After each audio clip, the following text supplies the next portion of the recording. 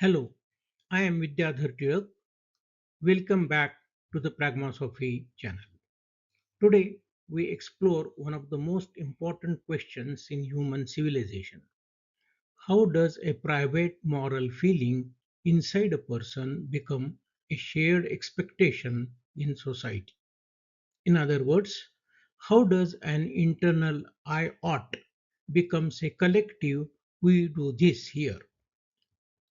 This transformation from personal morality to social norms shapes cultures, laws, behavior, and ultimately the direction of history.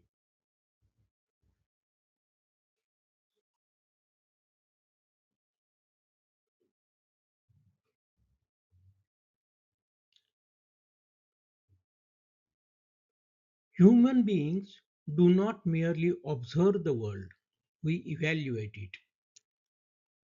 We do not only ask what is happening, we also ask what should be done.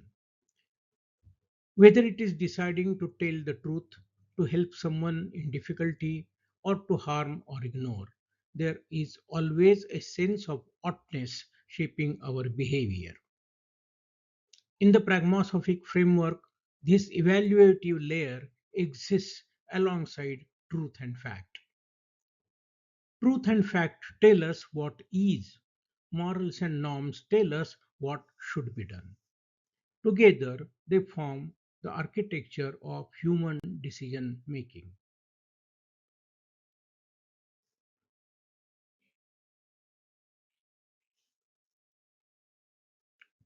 Morals do not appear ready made, they evolve inside a person through four key layers. First, biology. Humans come equipped with empathy, attachment, fairness, instincts, and aversion to harm. A child who cries when another child cries is already expressing a biological seed of morality. Second, culture. Stories, rituals, parenting, religion, and imitation give meanings to the behavior, teaching what counts as kindness, disrespect, fairness, or shame. Third, cognition. As the child matures, morality shifts from simple obedience to reasoning. Why must I follow this rule? Becomes more important than the rule itself. Fourth, reflection and identity. In adulthood, morality becomes part of personal identity. A person may say, I could behave differently, but this is who I choose to be. At that moment, morality has become ownership, not instruction.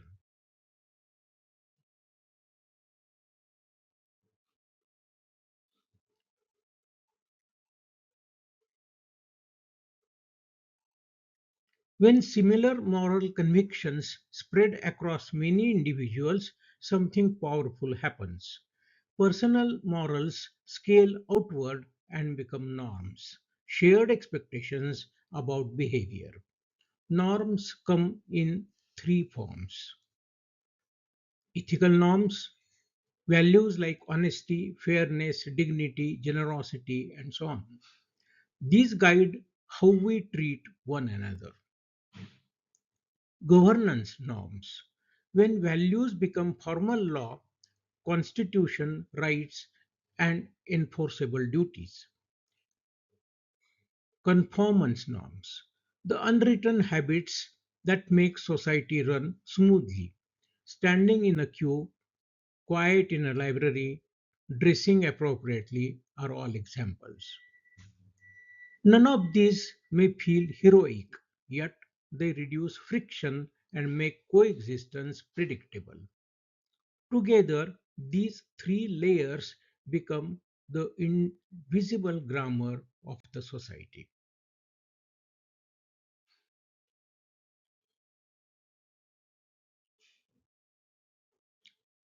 Morals and norms survive only when they can be defended. Human societies use five major modes of justification. Consequences. This is right because it causes less harm and more good. Duty. This is right because it follows principle and fairness. Virtue. This helps us become courageous, just, compassionate. Coherence. This fits with our other values and avoids contradiction. Reflective equilibrium. A mature balance between principle, outcome, and context, always open to revision. This last mode is essential. It keeps morality alive, not fossilized.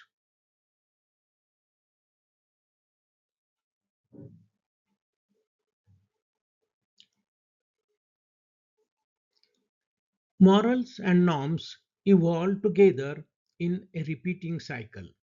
A moral insight begins inside individuals, a few adopt it and practice it.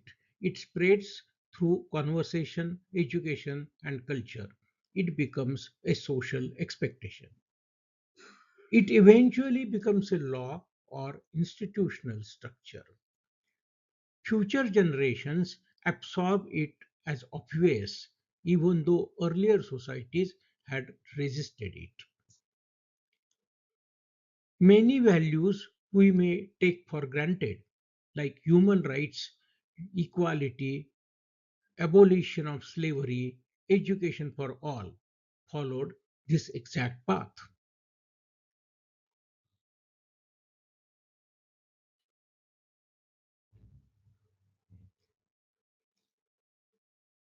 Morals and norms form the value backbone of civilization. And understanding this journey is essential not just for human society, but for shaping the moral frameworks of future artificial intelligence. Prajnasophy is Prajna Yajna. Please subscribe to my channel and visit my website if you are interested in more explorations into actionable knowledge and systemic thinking. Thank you. Stay tuned.